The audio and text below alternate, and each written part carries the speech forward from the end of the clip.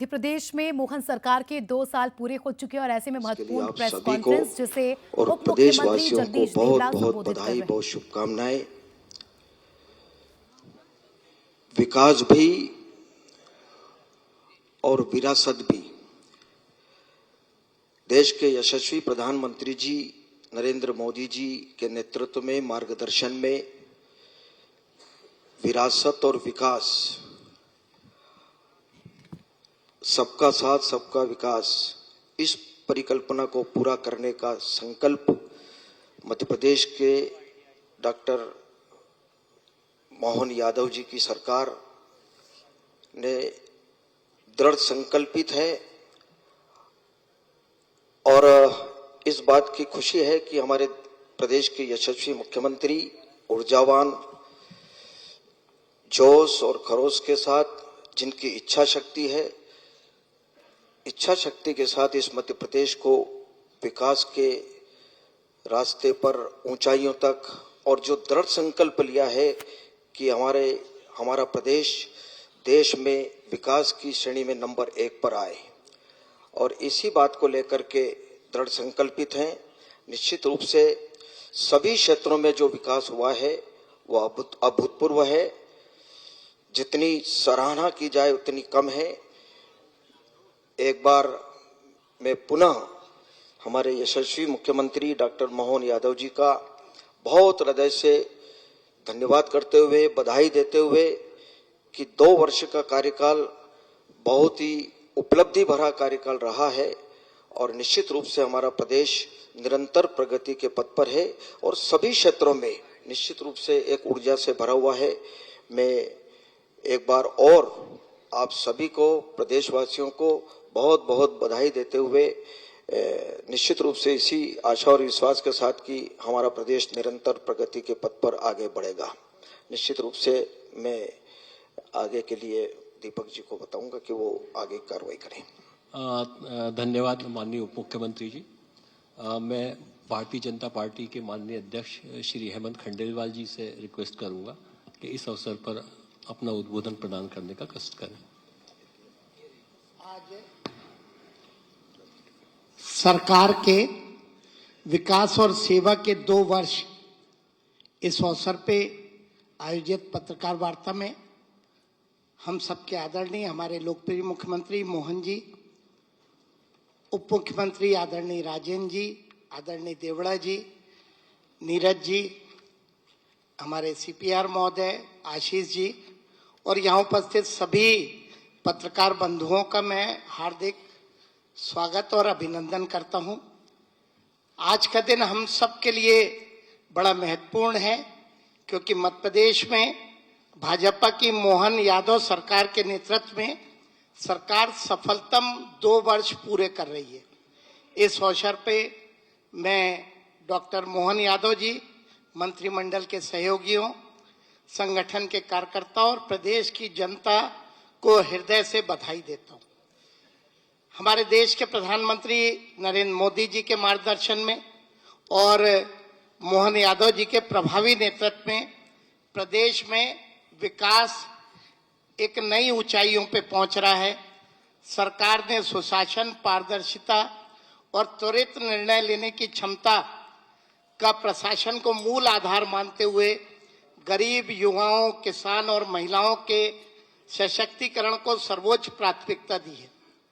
भ्रष्टाचार पे कड़ी कार्रवाई कर जवाबदेही की व्यवस्था को सुधारने का काम सरकार ने पारदर्शी तरीके से किया है।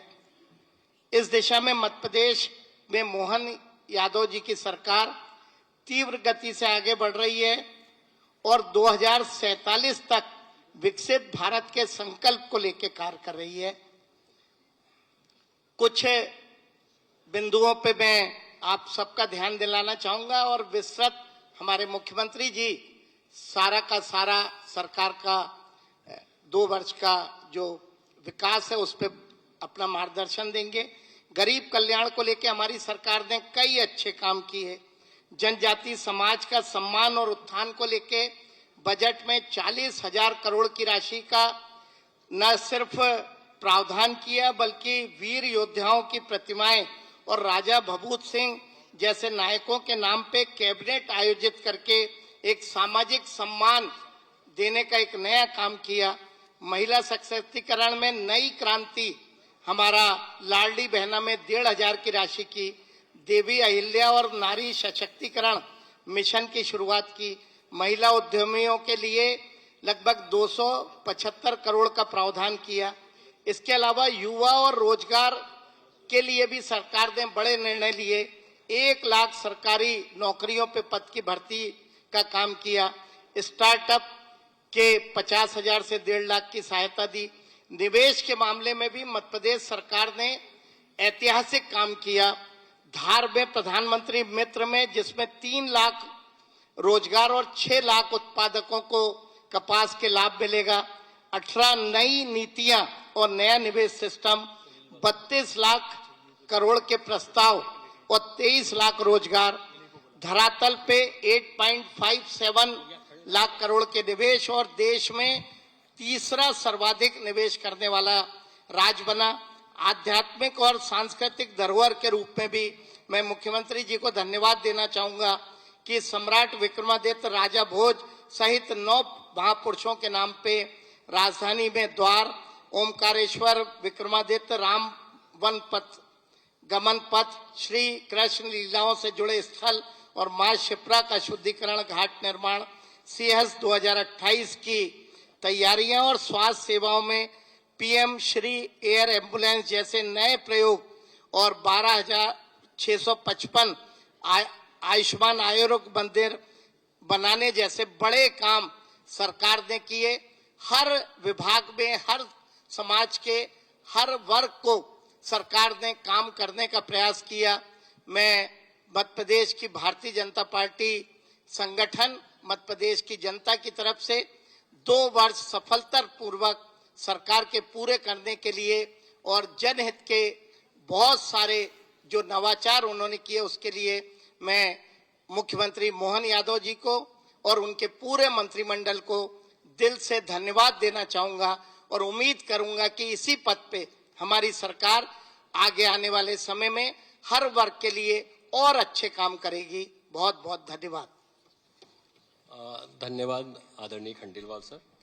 आज पत्रकार वार्ता के इस अवसर पर हम जो हमारी उपलब्धियां हैं उसके संबंध में कुछ पुस्तकों का हमने प्रकाशन किया है, उनका विमोचन भी करने जा रहे हैं।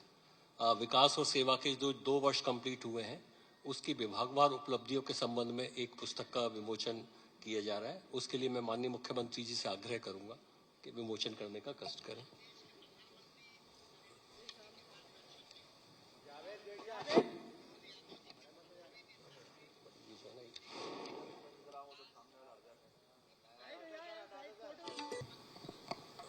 बहुत बहुत धन्यवाद।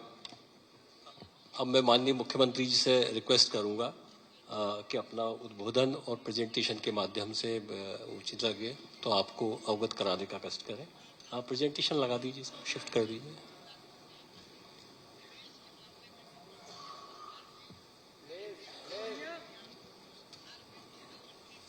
प्रेजेंटेशन शिफ्ट कराएं। प्रेजेंटेशन के साथ मटेरियल भी दे दो ना सबको। हाँ सर, सबको पहुंचा तो वो टेबल पे देने से ज्यादा ठीक है। ये जो भी किताबें हैं इनका फोल्डर सभी टेबलों पर पहुंचा दें। सब दूर पहुंचा दें। इसके साथ साथ प्रेजेंटेशन की जो सॉफ्ट कॉपी है, आपके पीडीएफ कॉपी जो है आपके ग्रुप में भी जस्ट पहुंचने वाली है। तो क्या प्रेजेंटेशन में वो स्लाइड में देख रहा था तो लगभग 40 है, 40 स्लाइड और एक में 2 मिनट दूंगा तो ये 1.25 घंटे तो इसी में हो जाएंगे सर। तो वो सर तो मैं वो सोच के डर रहा था, तो इसलिए मैंने जल्दी जल्दी करना है। नहीं सर, इन तक हम प्रेजेंटेशन पहुंचा रहे हैं सर। हाँ, वो ज्यादा अच्छा है। अपने आज का दिन तो थोड़ा साथ में रह करके चाय पानी करने का है ज्यादा।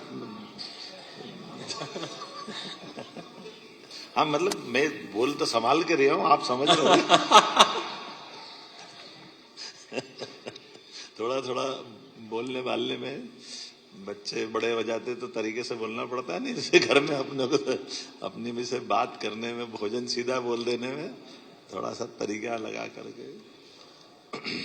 आज की इस प्रेस वार्ता में मित्रों, हमारे बीच माननीय यशस्वी अध्यक्ष श्रीमान हेमंत खंडेलवाल जी, माननीय हमारे उप मुख्यमंत्री श्रीमान जगदीश देवड़ा जी, उप मुख्यमंत्री माननीय राजेंद्र शुक्ला जी, इस अवसर पर एसीएस नीरज जी, हमारे आशीष अग्रवाल जी मीडिया प्रभारी, हमारे सीपीआर और आप सब।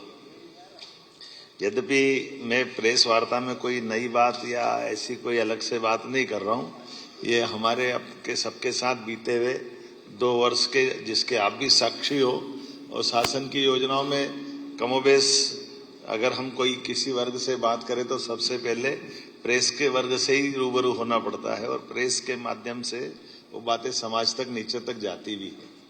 उसी सिलसिले में यद्यपि ये सरकार के गठन के साथ जो जो काम किए गए हैं, विभाग भी बहुत सारे हैं, योजनाएं भी बहुत सारी है, और बहुत सारी योजनाओं में बहुत सारे क्षेत्रों में काम करने का प्रयास भी किया गया। लेकिन काम को करते करते ये बात भी सही है कि समय 2 साल का लगा, लेकिन ये काम भी इतना बड़ा रहता कि 2 साल भी बहुत, अगर हम पीछे देखो तो बहुत लगते हैं, आगे देखो तो बहुत कम लगते हैं। तो ये इसीलिए हमने एक इसी के साथ पिछले मतलब इसी महीने से 2 साल की समीक्षा बीते कामों की और 3 साल के टारगेट विभागवार इस दिशा में काम करना प्रारंभ किया था, और वो सिलसिला चल भी रहा, काफी हद तक हो भी गया है। ये थोड़ा नवाचार भी है, क्योंकि आमतौर पर विभाग की समीक्षा बजट के साथ साथ 1 साल में 2 बार विभाग की पर चर्चा आमतौर पर मुख्यमंत्री के साथ होती थी। लेकिन हमने इसमें थोड़ा नवाचार ये जोड़ा कि बीते 2 साल की भी अच्छी बातों को लेकर के सारे माननीय मंत्रीगण अपना प्रेजेंटेशन दे, तो वो एक पूरा 5 साल का हमारा समग्र एक लघु चित्र आंखों के सामने आ जाता है, जहाँ बीते हुए सारे कामों की बात और आने वाले 3 साल में और कैसे उस पर बढ़ा जाएगा। और उसी सिलसिले से जोड़ करके ये विकास और सेवा के 2 वर्ष, यद्यपि यह बात सही है कि यशस्वी प्रधानमंत्री नरेंद्र मोदी जी के शासन काल में पूरे देश की कार्यपद्धति, काम करने के तरीके, टारगेट, केंद्र का समर्थन, और आज तो और जोरदार चीज आ गई है, वैश्विक परिस्थितियां भी आज के समय में भारत के साथ एक अलग प्रकार से जुड़ रही है, और ये जो वर्तमान का दौर चल रहा है उसका तुरंत असर ऊपर नीचे आने का भी पूरा बना हुआ है। लेकिन माननीय प्रधानमंत्री जी ने आपदा में से अवसर निकाल करके जो काम की पद्धति स्थापित की है, उसी का लाभ हम सबको दिखाई भी दे रहा है। अब मैं अपनी बात को कहां से शुरू करूं? हम अपने बीते कल की बात से ही बात आगे बढ़ा लेते हैं। तो ये हम सब देखते हैं कि मध्य प्रदेश के अंदर जो लॉ एंड ऑर्डर को लेकर के सबसे बड़ी प्रॉब्लम थी, हम सब देखते हैं 85 के बाद 87-88 से छोटे छोटे दलम बन करके नक्सलाइट अपना अपना टेरिटरी बनाने लगे, और उस टेरिटरी के बीच में से ये नया अनुभव आया था, हम कभी सोचते नहीं थे। आदिवासी अंचल भूला भाला हमारा छत्तीसगढ़ का बेल्ट या मंडला बालाघाट डिंडोरी तक के इस बेल्ट में कभी पहला तो संयुक्त मध्य प्रदेश था, 90 के बाद वो दौर बदला और 2002-3 तक आते आते 2 राज्यों में बदल गया। लेकिन घटनाएं घटने लगी, और उसमें क्या क्या हुआ ये दोहराना नहीं चाहूंगा, कल की प्रेस कॉन्फ्रेंस में मैंने बोल दिया उन सारी बातों को।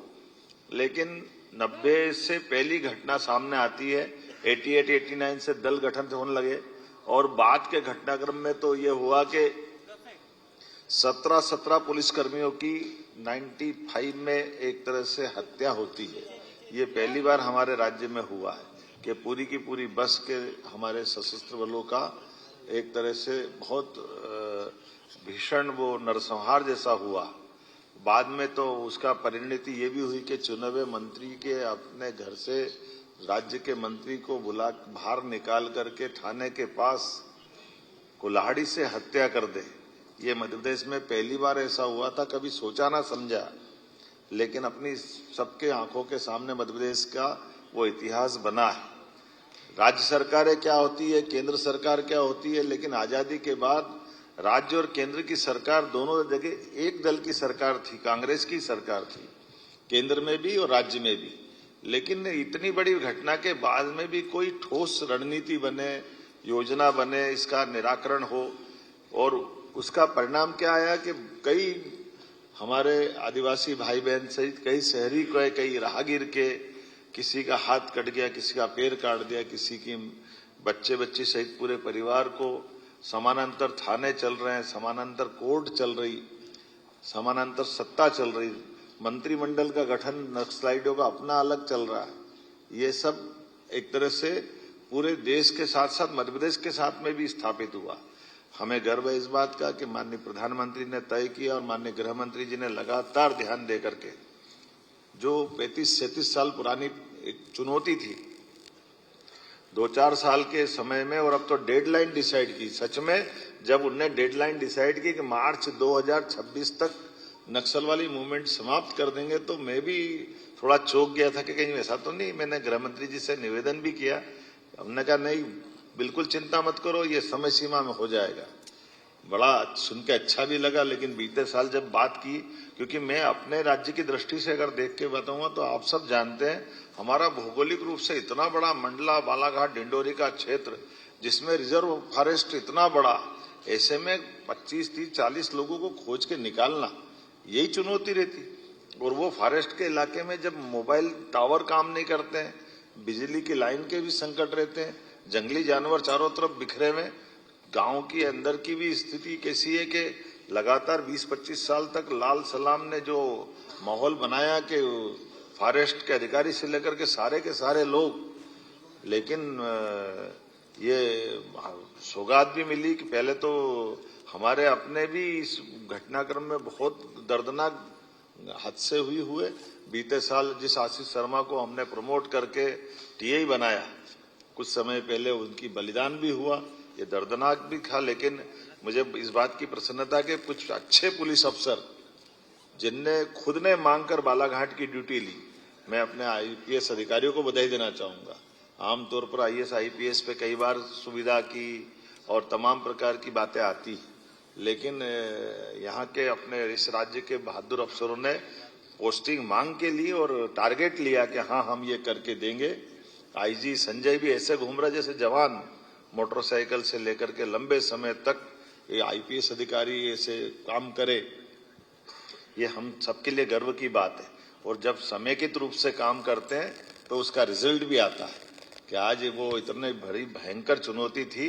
मैं मान के चलता हूँ विकास के काम तो सब है ही, लेकिन एकदम सबसे बड़ा अगर कोई काम है तो ये हमारा मंडला, बालाघाट, डिंडोरी, पहले तो क्रमबद्ध रूप से हमारे सारे जिले एक के बाद एक उस लाल आतंक से मुक्त होते गए, और अब जाकर कल जब जीरो की स्थिति बनी, तो ये बड़े सौभाग्य की बात भी है और ये उन सबको सलाम भी है जिनने अपना बलिदान दिया। हमारे कई सारे जवानों ने, हमारे आम नागरिकों ने इसकी कीमत चुकाई। इसलिए हमने कहा कि एक साल के अंदर 10 दुर्दांत आतंकवादियों के समान नक्सलाइटों को हमने ढेर किया मैदान में, और ये संदेश दिया कि आप अगर लड़ना चाहते हो तो हमारा पुलिस फोर्स आपसे निपटने में सक्षम है, और अगर आप सरेंडर करोगे तो पुनर्वास पॉलिसी में हम आपके लिए वो व्यवस्था कर सकते हैं। और ये दोनों नीतियों का कारगर रूप बना के हमारे लिए कुछ हमने जब मोबाइल फोन उनके टेप सुने थे तो आखिरी में तो ऐसी स्थिति बनी थी कि दलों के अंदर इस बात की होड़ लगी कि पहले सरेंडर कौन कर रहा है, और हमने आखिरी परिणाम देखा कि 42 दिन में 42 सरेंडर हुए और 10 नक्सलाइटों को ढेर किया। तो ये एक बहुत बड़ी चुनौती थी पुलिस के लिए और प्रशासन के लिए। अब ये अलग बात है कि अब हम वापस उस बालाघाट, मंडला, डिंडोरी के अंदर जिन भी कारणों से ये पनपा फैला था, हम उसको अंदर से उस तरह के तंत्र को भी मजबूत करें कि दोबारा ये सांप अपना फन नहीं फैला सके। मैं माननीय प्रधानमंत्री को धन्यवाद देना चाहूंगा, माननीय गृह मंत्री जी को भी, जिन्होंने हमारे मोबाइल नेटवर्क के टावर और तमाम प्रकार के इलेक्ट्रॉनिक संसाधन अच्छे से अच्छे कैसे स्थापित कर सकते हैं उसकी मदद भी की, उसका भी बड़ा लाभ मिला। हमको पुलिस की बटालियन भारत सरकार की भी मिली, और राज्यों के अंदर परस्पर कोई दल की सीमा नहीं। कई जगह आंध्र में हमारी सरकार है लेकिन तेलंगाना में नहीं है, तो कोई बात नहीं, कांग्रेस की सरकार हो, किसी और दल की सरकार हो, लेकिन समान रूप से नक्सलाइटों के खिलाफ जो मूवमेंट बनाया उसका बड़ा लाभ मिला। दूसरी बात करना चाहूंगा नदी जोड़ो अभियान की। ये भी बहुत बड़ा अभियान था, असंभव जैसा था।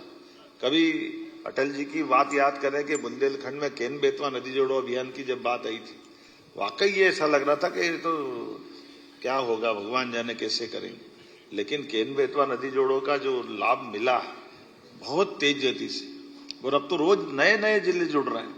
नहीं तो हम इधर कभी सोचते नहीं थे कि भोपाल, इंदौर, उज्जैन ये तो नर्मदा जी से जुड़ गए थे, लेकिन ये पर्वती काली सिंध चंबल का कैचमेंट एरिया है।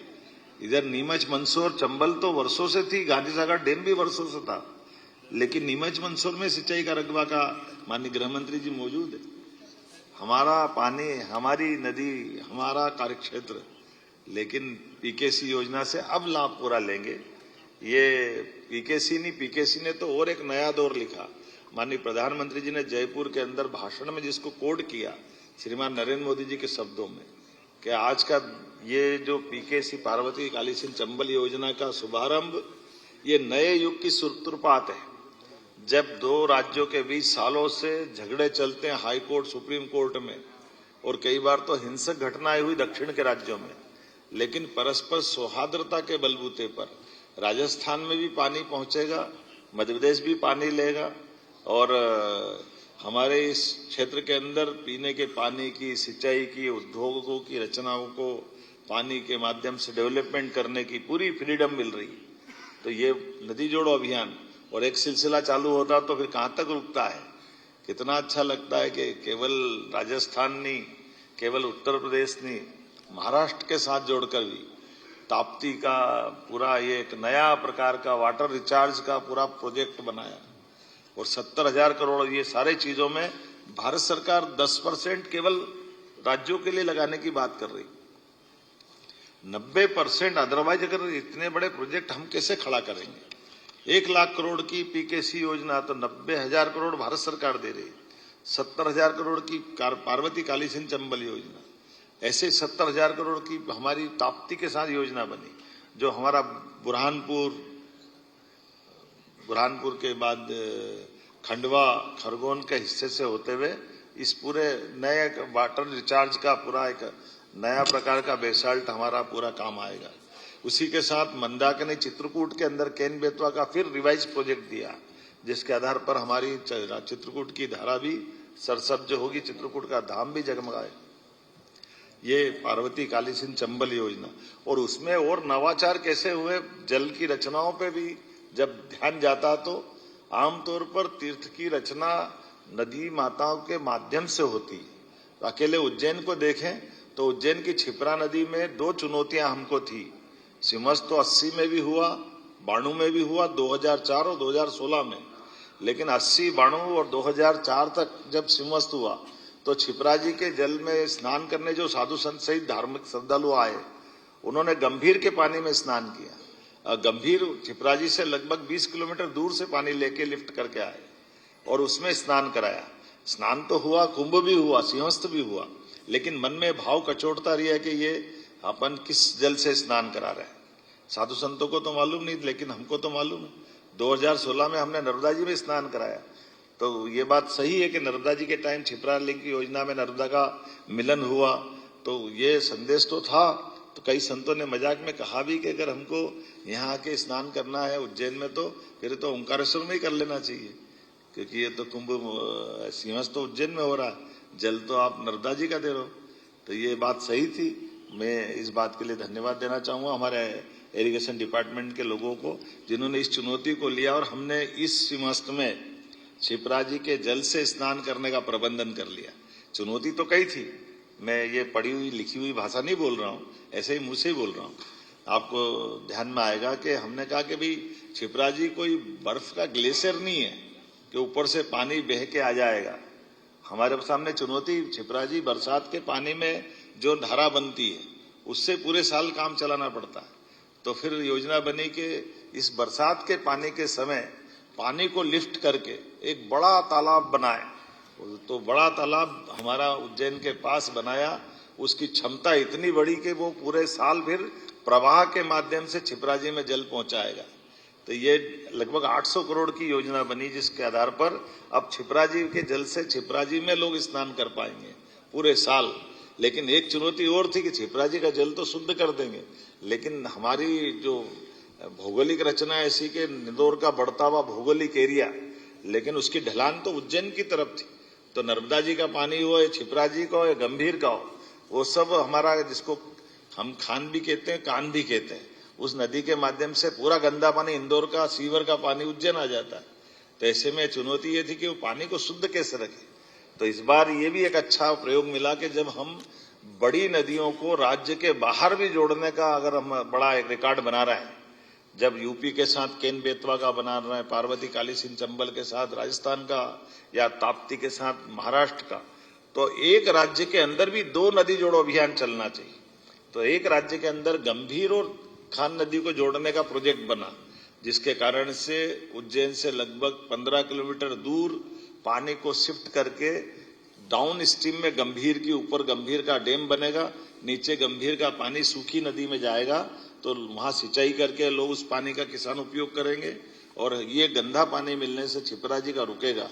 ये प्रोजेक्ट भी इसी के माध्यम से, मौका पड़ेगा तो पत्रकार साथियों आपको ले चल के दिखाएंगे कि अंडर डक्ट बन करके 50 किलोमीटर नीचे बड़ा ट्रक अंदर से चला जाए, इतनी बड़ी टनल बनाना, उस टनल में नदी की धारा, ऊपर लोग खेती कर रहे हैं, किसानी कर रहे हैं, ऊपर खेती नॉर्मल चल रही है, लेकिन नदी की धारा नीचे जा रही है।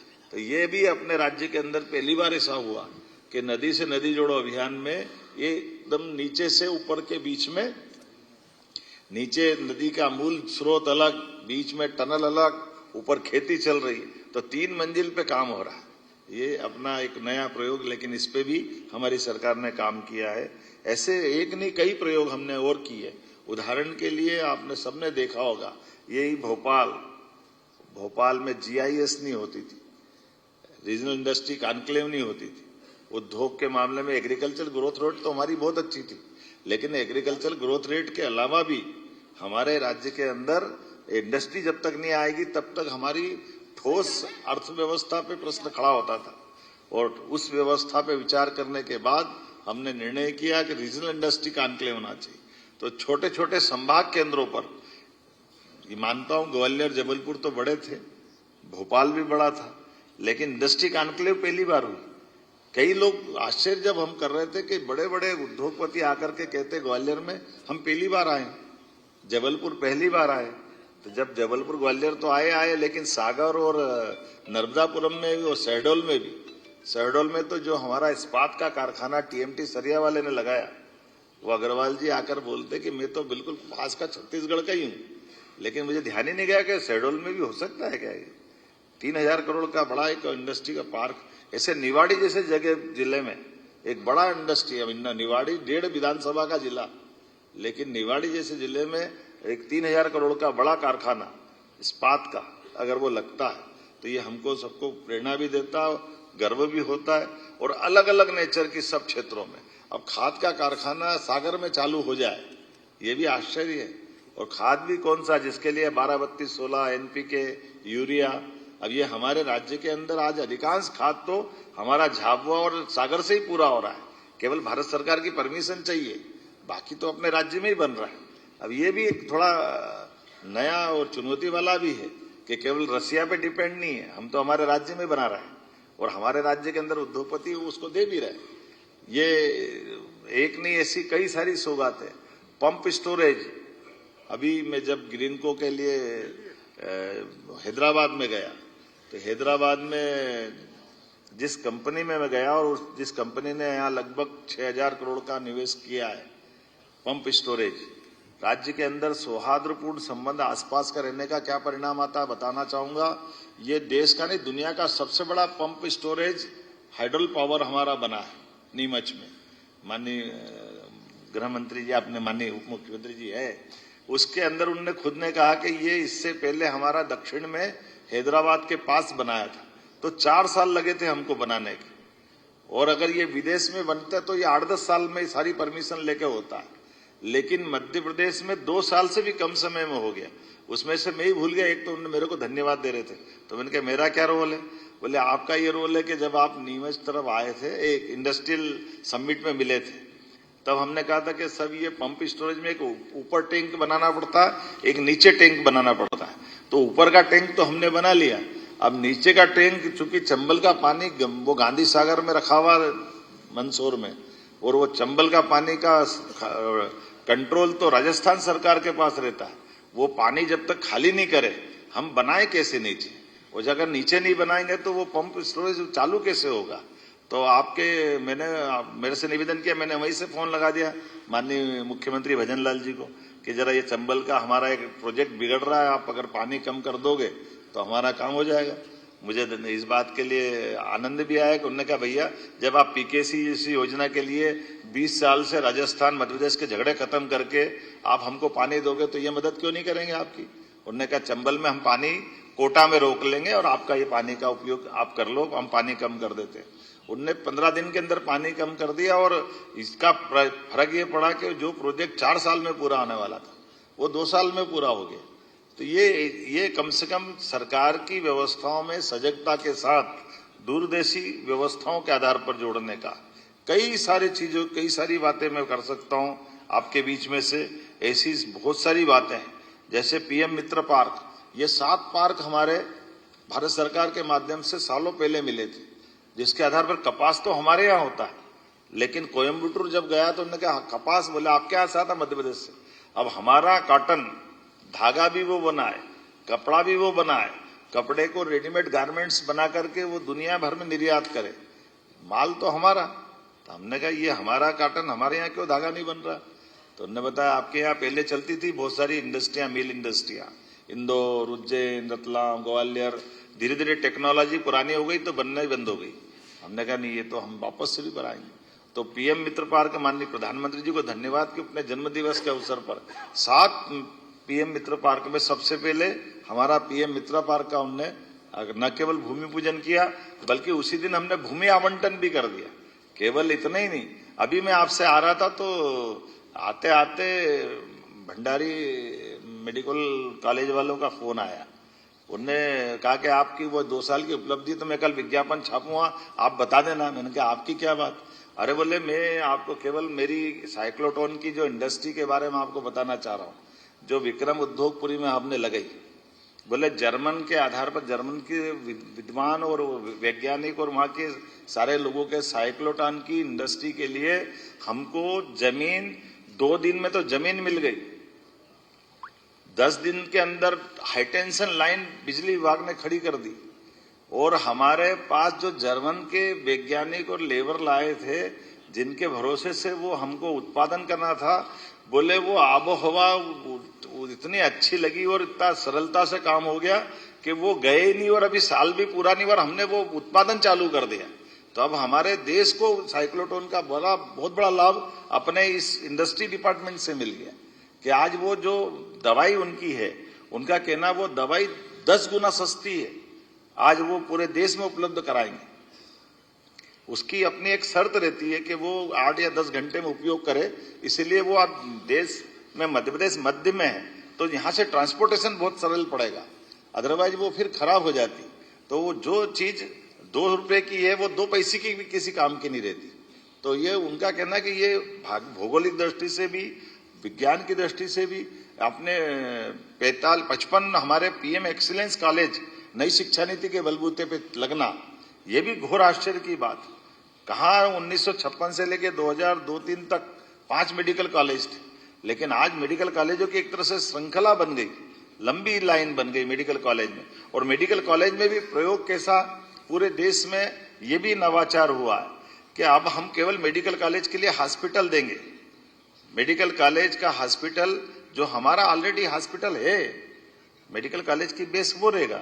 तो मेडिकल कॉलेज के लिए किसी को मेडिकल कॉलेज बनाना तो वो अपनी बिल्डिंग बनाए, अपने सारी प्रोसेस कर ले। 300 बेड का हमारा हॉस्पिटल 10 साल तक हम उसको देंगे। 10 साल बाद वो डॉक्टर, दवाई, सारा पैरामेडिकल स्टाफ, अर्थात अपन अगर सरल भाषा में बोलो, हमारा हॉस्पिटल तो चल ही रहा है, हम क्या करें उसमें। चलता हॉस्पिटल प्रैक्टिकल के लिए उनको दे दिया, जब उनका वो 700 बेड का बन जाएगा तो हमारा हॉस्पिटल हम वापस ले लेंगे, हमको क्या फर्क पड़ेगा।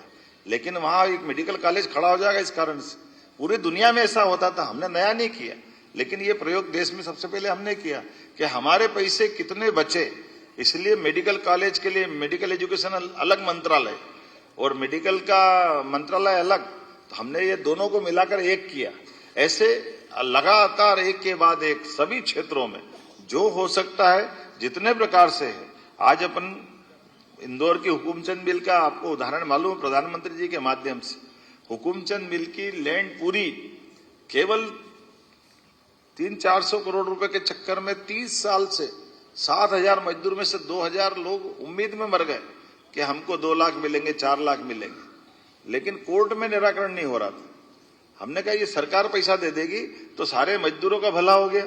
और आज वो हाउसिंग बोर्ड के माध्यम से, नगर निगम के माध्यम से 200-300 करोड़ देने के बाद लगभग 70-80 हजार करोड़ का प्रोजेक्ट बनेगा। ये जो बड़ा प्रोजेक्ट बनेगा इसमें ये केवल अपने 2 विभाग हैं, एक इंडस्ट्री डिपार्टमेंट, एक हमारा लोकल एडमिनिस्ट्रेशन के माध्यम से हाउसिंग बोर्ड, प्राधिकरण या जो भी कोई विभाग होगा।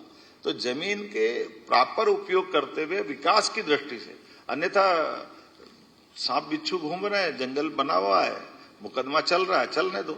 जैसे उसी प्रकार से जैसा हमारा ये भोपाल का कचरा 40 साल से सड़ रहा था यहीं पे भोपाल में, जब भी गूगल खोलो भोपाल को पूछो तो एक बच्चा मरा, आंख खुली, उसको दिखता था भूत जैसा, क्या करो उसको।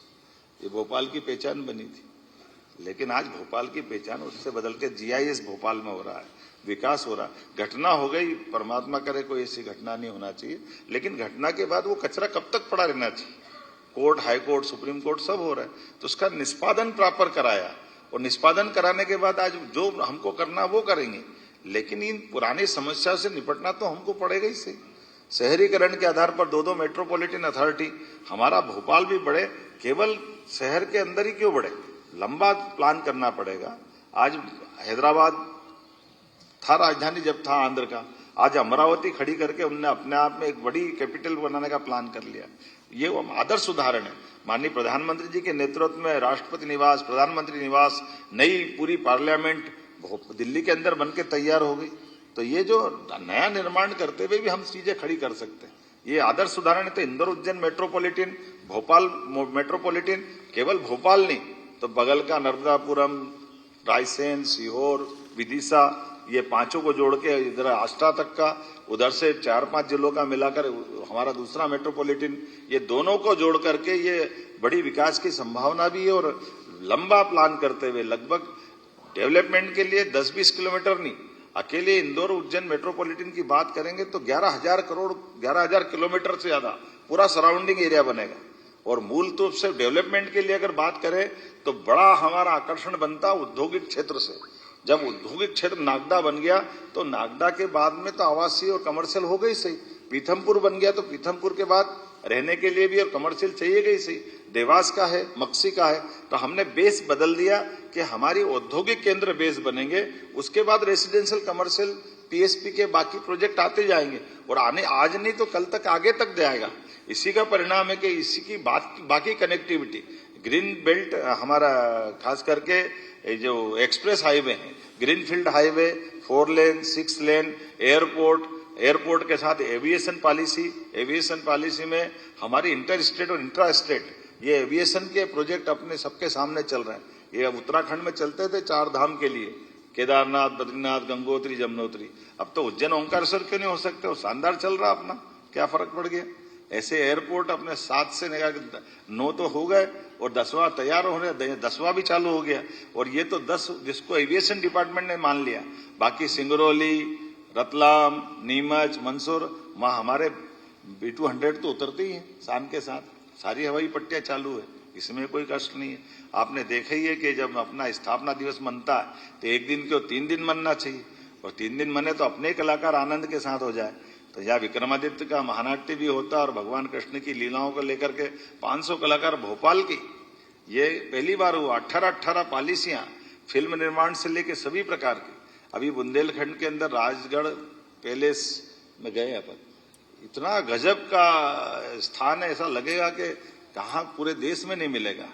ऐसे अगर उज्जैन में जाओगे तो हायर सेकेंडरी स्कूल 50 साल से चलता था, महाराज बाग क्रमांक 1, 2, 3, आज वो 7 स्टार होटल हो गया टूरिज्म का। हमारी सारी टूरिज्म की प्रॉपर्टी में सबसे ज्यादा कहीं कलेक्शन आ रहा है तो अकेले उस हायर सेकेंडरी स्कूल में हो रहा। और टूरिज्म मिनिस्टर पूरे देश में आदर्श उदाहरण देते हैं कि अच्छा पैलेस कैसे बन जाता है हेरिटेज में, ये उदाहरण उनका बना है। कहने के लिए तो बहुत सारी बातें हैं, लेकिन आज जब मैं आपसे बात कर रहा हूं तो ये सारा मैटर तो आपके पास पहुंच ही गया, और अब मैं बोलूं क्या, जितना तो आप मेरे से ज्यादा समझते हो और बोलते रहते हो, ये सारी बातें आप करते रहते हो। बोलने के लिए बहुत सारी बातें बोल सकता हूं, लेकिन जिस प्रकार से समय बदला है और समय के साथ ऊर्जा के क्षेत्र में पूरे देश में सबसे सस्ती बिजली अगर कोई दे रहा है तो अपना राज्य दे रहा है। बिजली में भी ऐसे ऐसे नए प्रयोग हुए कि जिसके आधार पर बिजली के लिए सारे लोग भौचक के देख रहे हैं। ये हो क्या रहा है मध्य प्रदेश, हमारा सबसे लोएस्ट रेट बिजली में गया है, और इसके आधार पर ओंकारेश्वर और ये बड़े बड़े प्रोजेक्ट तो हमारे हैं, आगर, नीमच, सोलर पार्क भी 2000 मेगावाट का, और कंपोजिट यूपी और हमारा 6 महीने वो वापर लेंगे, 6 महीने हम वापर लेंगे। पानी की तो हम बदला बदली करी ना, बिजली का भी आपस में साझेदारी कर रहे हैं, 2 राज्य आगे बढ़ते हुए। तो ये जो हमारा जो मुरैना का जो बीहड़ का जंगल है, इसका बेहतर से बेहतर उपयोग कैसे कर सकते हैं। आज ये बदलते दौर में हमारी आने वाले समय के टारगेट भी बड़े हैं, लेकिन अभी बात नहीं करूंगा, बीते समय की बात करूंगा जब हमने अपने नामांतरण की नई पद्धति लगाई। ये भी पूरे देश में रेवेन्यू के लिए नई चीज हो गई। लगभग 1 करोड़ प्रकरणों का निराकरण कराया, और ई नामांतरण जैसे आप रजिस्ट्री कराओगे आपका प्रोसेस परबारे चालू हो जाएगी। पटवारी गिरदावर के पास चक्कर खाने की जरूरत नहीं। बंटवारा, नामांतरण, राजस्व ऑनलाइन निराकरण करने के लिए साइबर तहसील के आधार पर भारत सरकार ने पहला पुरस्कार मध्य प्रदेश को दिया है। 19 धार्मिक नगरियों में शराबबंदी, ये हमने अपने धार्मिक नगरियों के प्रति ये जो प्रतिबद्धता बताई, विभिन्न लोक बना करके नर्मदा परिक्रमा के लिए परिक्रमा वासियों के लिए शेड बनाना, घाट बनाना, सभी प्रकार की सुविधा जुटाना, और चित्रकूट का धाम भी आनंद के साथ, आप बताइए, जन सहभागिता के आधार पर चित्रकूट का मुख्य मार्ग, जिसमें बड़े से बड़े संतों ने और सब लोगों ने अपनी सहभागिता देते हुए, जब अयोध्या अच्छा हो गया तो चित्रकूट भी होना चाहिए। उसी प्रकार से ओरछा का राजा राम का भी आनंद अलग प्रकार से दिखाई दे रहा है। अब ये कई ऐसी योजना भी चालू की जिसके लिए एक बगिया माँ के नाम, 2 एकड़ का खेत अगर आप अपना बनाने जाओगे तो सरकार आपको 2 लाख रुपए देगी, क्योंकि जब नया बगिया बनाओगे तो शुरू में 2 साल आपकी खेती बाड़ी बंद हो जाएगी। तो खेती बाड़ी भी ढंग से व्यक्ति करता रहे, उसके बजाय उसके जीवन के प्रबंधन करते हुए, और जब बगिया तैयार हो जाएगी तो फल से उसका काम चलेगा ही से, तो आम के आम गुठली के दाम दोनों काम हो जाएंगे। हमारा पास व्यक्ति अपनी खुद का बगिया भी तैयार कर लेगा और अपना बगीचा भी तैयार हो जाएगा। योजना तो बहुत सारी है। हमने जलगंगा अभियान चलाने का हर साल का निर्णय किया। जलगंगा अभियान में दोनों क्षेत्र में, ग्रामीण में और शहर में भी, शहरी क्षेत्र के अंदर जितने कुएं, बावड़ी, तालाब, पुरानी जल रचनाएं और नवीन रचनाओं के लिए अब तो सड़कें भी बन रही है, तो हमने सड़कों के किनारे जो मुरम खोदने के लिए या बाकी मिट्टी निकालने के लिए जो गड्ढे होते हैं, उसको भी जल रचना में बदलने के लिए पीडब्ल्यूडी मंत्री जी माननीय राकेश जी को धन्यवाद दूंगा। एक योजना बनी कि ये जितना पानी का हम अपना संचय कर सकते हैं उस सबको भी करते जाना है। उसी प्रकार से ग्रामीण अंचल में भी सभी पंचायतों के साथ ये जलगंगा अभियान के माध्यम से, नदियों का मायका है मध्य प्रदेश। अभी ध्यान में आया कि लगभग 250 के आसपास प्रदेश की नदियां हैं। उन नदियों के उद्गम से लगा करके उनकी जल रचनाएं कैसे चालू हो, उनका एक तरह से पुनर्जीवन का काम भी और संचयन का काम भी। जल रचनाओं के लिए छोटे छोटे स्टॉप डैम से लगा करके बड़े बड़े भी सब पे काम करके बूंद बूंद कैसे काम आए, उस दिशा में हमने काम करना प्रारंभ किया। स्कूलों की बात मैंने कर दी। गौ संरक्षण की तो अद्भुत योजना हमारे यहाँ चल रही है। गौ संरक्षण में भी देश में नंबर 1 का है। अभी मैं कल आंध्र में उतरा था, कर्नाटक सरकार के वहां के एक कारपोरेशन के चेयरमैन आए थे। उन्होंने कहा टेक्नोलॉजी तो आप हमारी ले गए, लेकिन आपके राज्य में बहुत बड़ा काम हो गया, मैं आना चाहता हूं आपके मध्य प्रदेश। हमने कहा जरूर आओ। ये खास करके हमारा ये जो वेस्ट से एनर्जी बनाने वाले प्रोजेक्ट चल रहे हैं, और ये जो पराली जलाने वाले जो प्रोजेक्ट जगह जगह, तो इतना अच्छा प्रोजेक्ट चल रहा है कि हमारे यहाँ अब धान का हो, गेहूं का हो, ये जो वेस्ट जितना निकलता है उससे बिजली उत्पादन, गैस उत्पादन, इसके प्रोजेक्ट भी खड़े हो रहे हैं। और गौ संरक्षण को लेकर के घर घर दूध उत्पादन बढ़े, 9% से 20% के टारगेट पे हम चल रहे हैं। भारत सरकार के माध्यम से हमने गुजरात के उस अमूल वाले प्रोजेक्ट के साथ अपने ब्रांड सांची को बरकरार रखते हुए इस दिशा में आगे बढ़े कि 3 साल बाद 20% तक दूध उत्पादन करेंगे। गोमाता के लिए भी पर्याप्त रूप से हमारी योजनाओं में 25 गोमाता अगर लेके आएगा या दूध उत्पादन की इकाई खड़ी करेगा तो 10 लाख सरकार देगी। इसके आधार पर एक साथ 500% की प्रोग्रेस हुई पुरानी योजना के पालन करने में। जबरदस्त रूप से स्कोप आया और गौशालाएं भी बड़ी बड़ी बन गई। नगर निगम के अंदर ये खिड़क की कल्पना खत्म करते हुए हमने गौशालाओं के लिए संधारण के लिए भी 20 के बजाय 40 रुपए प्रति गोमाता और उससे बड़ी 20 अलग से गौशालाएं जो 5,000 से लेके 10,000 20,000 की गौ माता के साथ। और पूरे देश के लोग अब आ रहे हैं क्योंकि प्राकृतिक खाद से लेकर कई सारी संभावना है। तो बड़ी बड़ी गौशाला उसको हम अपने उनके लिए 30% वो दूध उत्पादन भी कर सकेंगे। वो गौमाता को रखने के साथ हम जो अनुदान देते हैं वो अनुदान भी उनको देंगे। 125 एकड़ भूमि भी देने वाले। एक तरह से ये ठोस निर्णय कर रहे हैं जिसके बलबूते पर बड़े पैमाने पर देश भर के लोग आकर्षित हो रहे हैं। तो ये गौमूत्र से, गोबर से, बाकी चीजों से वो अपने इस गौशाला को कैसे सफल सक्षम बना। ऐसे ही अपनी शिक्षा के क्षेत्र में खास करके हमारे इंजीनियरिंग कॉलेज के कैंपस के अंदर IT पार्क बनाने का निर्णय पहली बार हुआ। बच्चा वहीं पढ़े, वहीं रोजगार भी मिल जाए। और IT के साथ नई technology deep tech research park भी ला रहे हैं, साइंस सिटी भी बना रहे हैं, ऑब्जर्वेटरी भी खोल रहे हैं। और भविष्य में तैयार तो ये भी है कि हमारी सब प्रकार की नवीन पॉलिसियों के बलबूते पर भविष्य में रिसर्च का भी ये मध्य प्रदेश बड़ा केंद्र बने। इसलिए स्टार्टअप से लेकर 18 पॉलिसियों में हमने सब चीज जोड़ने का प्रयास किया। ऊर्जा की बात मैंने कर दी, सिंचाई की कर दी, आधुनिक विकास की कर दी, बदलती ग्रामीण अर्थव्यवस्था की कर दी, PM विकास खास करके गांवों के अंदर वृंदावन गांवों की बात मैंने आपके सामने की है। अधोसंरचनाओं को लेकर के भी हमारे बीच ई-बस भी भविष्य में हम प्रारंभ करने वाले हैं, जो कि हमारी पुरानी कठिनाई थी जब हमने कई प्रकार से दूसरी रचना खड़ी करी। गरीब उत्थान के लिए भी सरकार के माध्यम से आपको केवल जानकारी के लिए बताना चाहूंगा, हमने बजट को भी 5 साल में डबल करने का जो टारगेट लिया है। 11,000 रुपये प्रति व्यक्ति आई थी 2002-03 तक। जब हमारी सरकार बनी तो 1,42,000 रुपया आई प्रति व्यक्ति हुई। आज की स्थिति में 1,54,000 रुपये प्रति व्यक्ति 2 साल के अंदर हमने ये आई बढ़ाई है। ये उसी प्रकार से जिस प्रकार से हमने गेहूं से लगा करके सभी राशियों में एक एक करके जो बोनस की बात कही थी हमारे संकल्प पत्रों की पूर्ति में कि हाँ हम 2700 रुपये क्विंटल तक गेहूं का दाम करा देंगे। तो आज की स्थिति में 2585 तो उनका हुआ। गए साल ही हमने 2600 रुपये क्विंटल गेहूं खरीदना प्रारंभ कर दिया था। भावांतर योजना का लाभ तो आपके सबके सामने। भावांतर पे कितने सारे प्रश्न हुए थे, लेकिन प्रति क्विंटल 500 रुपये के आसपास भाव भी भारत सरकार ने बढ़ाया और हमने किसानों को वो दाम दिलाने के लिए वो प्रबंधन किए कि भावांतर से लेकर के सभी क्षेत्रों में सरकार समान रूप से भुगतान भी करती जाएगी। 1,000 रुपया प्रति व्यक्ति प्रति बहन लाडली बहना योजना से प्रारंभ हुई योजना, जो 2023 जून से प्रारंभ हुई थी। दिसंबर में हमारी सरकार बन गई तो 2024 में हमने 250 रुपये बढ़ाए, 2025 में 250 बढ़ाए।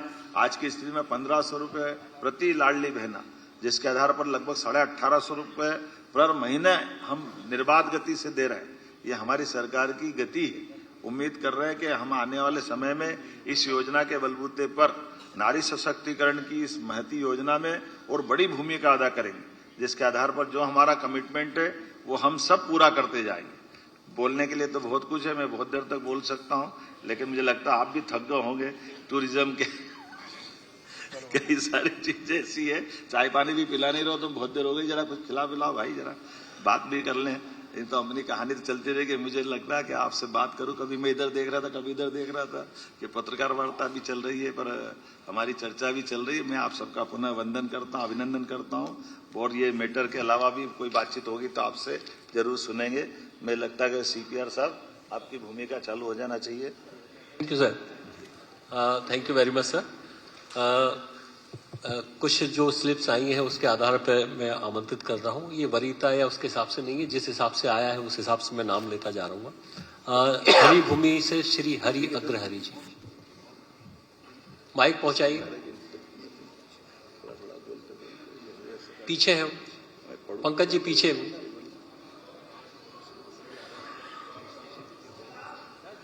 ये माइक लेके बीच में जाइए।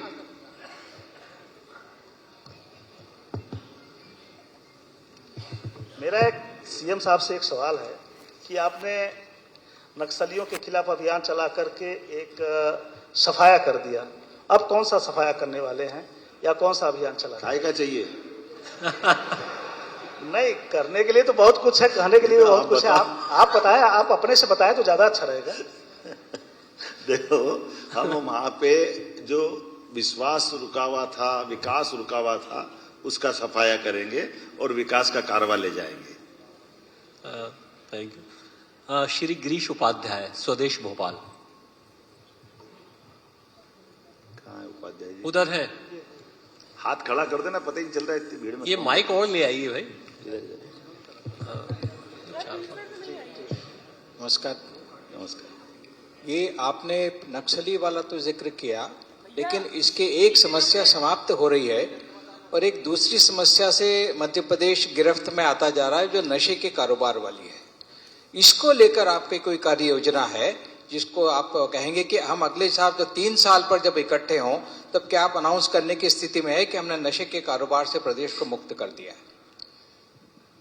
नशे के कारोबार से तो समाज को सामूहिक रूप से इसमें निपटना पड़ेगा, लेकिन जैसे मैंने आपको बातचीत में बताया कि 19 स्थानों पर हमने शराब की दुकानें बंदी की है और क्रमशः ये जिस प्रकार से माहौल बनेगा, हम सब चाहेंगे कि नशे के प्रत्येक व्यापार पर हमारी कड़ाई रहे, हमारा बंदी रहे, लेकिन समाज की जागृति और सामाजिक संगठनों की भूमिका भी बड़ी रहने वाली है। आपके सबके सहयोग से निश्चित रूप से हम उम्मीद करेंगे कि 3 साल में इस पर कंट्रोल करेंगे। श्री शरद द्विवेदी जी, बंसल न्यूज।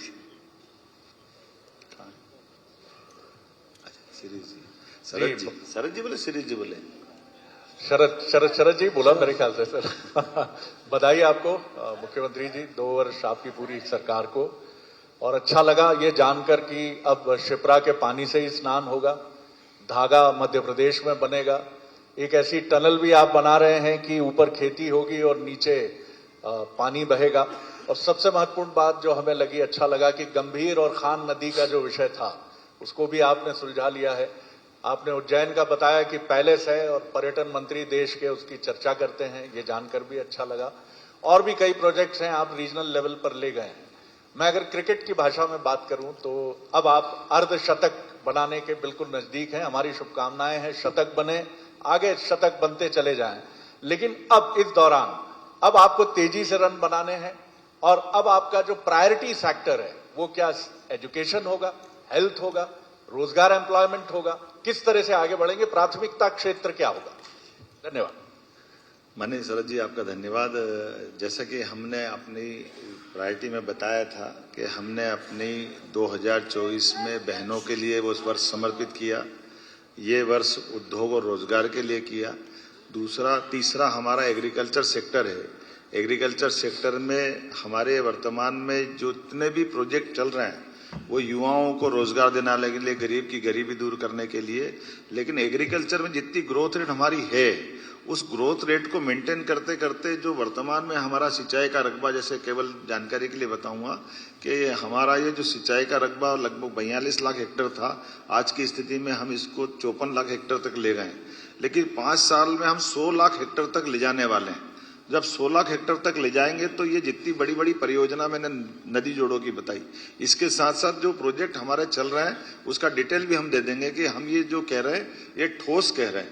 लेकिन इतना भी जानते हैं कि जब हमारा सिंचाई का रकबा बढ़ेगा तो हमारी एग्रीकल्चर ग्रोथ रेट भी बढ़ेगी और क्रॉप हमारे पास ज्यादा आती है तो उसकी चुनौती भी बढ़ती जाएगी। तो हमारी क्रॉप की प्रोसेसिंग यही हो जाए, हमारे किसानों को उसका दाम सही मिल जाए, उसमें कोई कठिनाई नहीं आए, इसीलिए इस दिशा में हम लगातार काम कर रहे हैं। और ये एक बड़ा टारगेट है, जब हम अपने किसानों की समृद्धि के लिए तीनों तरह से काम करेंगे, वो बागवानी के क्षेत्र में जाए, वो वार्षिक खेती उत्पादन में काम करे, सब्जी बाकी चीजों में, लेकिन मसाले की खेती भी करे, आयुर्वेदिक खेती भी करे, और उसी के साथ साथ जैसे मान लो ज्यादा प्याज आ जाए तो प्याज उसको फेंकना नहीं पड़े, तो इसलिए हम एरिया आइडेंटिफाई करके प्याज से पाउडर कैसे बनता है, लहसुन से पाउडर कैसे बनता है, तो उससे जुड़ी हुई इंडस्ट्रियों को जोड़ करके उसकी प्रत्येक क्रॉप का दाम भी सही मिले और कठिनाई नहीं आए, इस पे भी काम करें।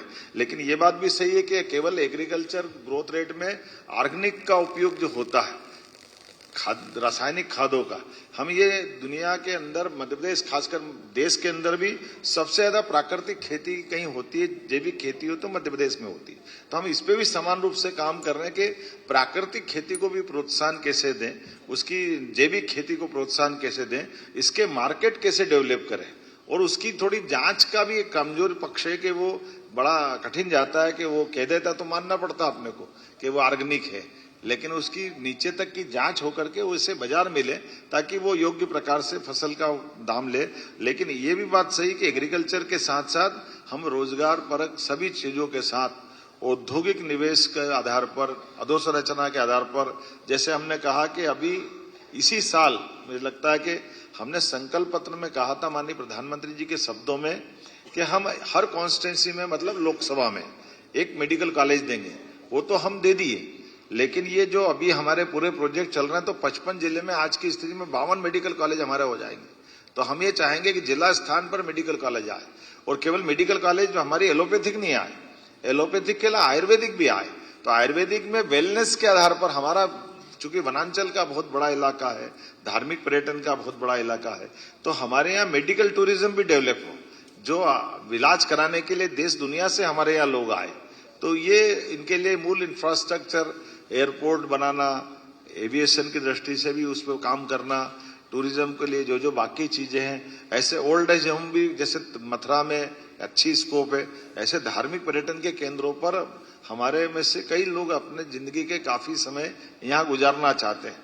तो उस दिशा में भी हम ठोस काम कर रहे हैं, जिसमें ओरछा, दतिया, कटनी, मैयर की माताजी, उज्जैन, ओंकारेश्वर, ऐसे हर स्थान पर ये सारी संभावना लेके चल रहे हैं। स्कूल कॉलेज के लेकर भी हमने कहा कि भाई ये जो हमारे परंपरागत कोर्स नहीं चलना चाहिए, परंपरागत तो चले, लेकिन परंपरागत के बजाय जिसमें अभी मैं जब गया था हैदराबाद, तो हमने कहा कि ये एग्रीकल्चर बेस्ड जितने कोर्स हैं नई टेक्नोलॉजी के, वो भी हमारे यहाँ खुलना चाहिए। तो अधिकतम नए से नए कोर्स खोल करके हमारी बौद्धिक क्षमता वाले लोग यहीं रुके, उनको रोजगार मिले, उनको बाकी अनुकूलता मिले, इस पे काम करें। श्री विजय कुमार दास, राष्ट्रीय हिंदी में। अभी आपका नंबर आएगा, उस समय कर लीजिएगा प्लीज, आपका स्लिप आ गई है जी। मुख्यमंत्री जी, उपलब्धियां तो अपरंपार है और ढिंढोरा उसका बहुत कम हुआ है, इसमें कोई दो मत नहीं। जैसे पहले की सरकारें करती थी, उपलब्धियां कम होती थी, ढिंढोरा ज्यादा करते थे, लेकिन आपने कम किया, बधाई आपको इस बात के लिए। बहुत मेरी जिज्ञासा तो केवल बहुत छोटे से मुद्दे को लेकर है। मुद्दा यह है कि उपलब्धियां जितनी हुई है उसमें ऐसा कौन सा विषय है जिसको आप करना चाहते थे, सामाजिक संरचना के दृष्टिकोण से, सामाजिक सुरक्षा के दृष्टिकोण से, उसको आप कर नहीं पाए। यदि आपको याद नहीं तो मैं बता देता हूं। वो ये है कि आप 3 महीने बाद, मुख्यमंत्री बनने के 3 महीने बाद, आपने सामाजिक सुरक्षा, सड़कों की सुरक्षा और सड़कों में मवेशियों के नियंत्रण के लिए उच्च स्तरीय कमेटी बनाई। उसमें अतिरिक्त मुख्य सचिव की अध्यक्षता में एक कमेटी बनाई।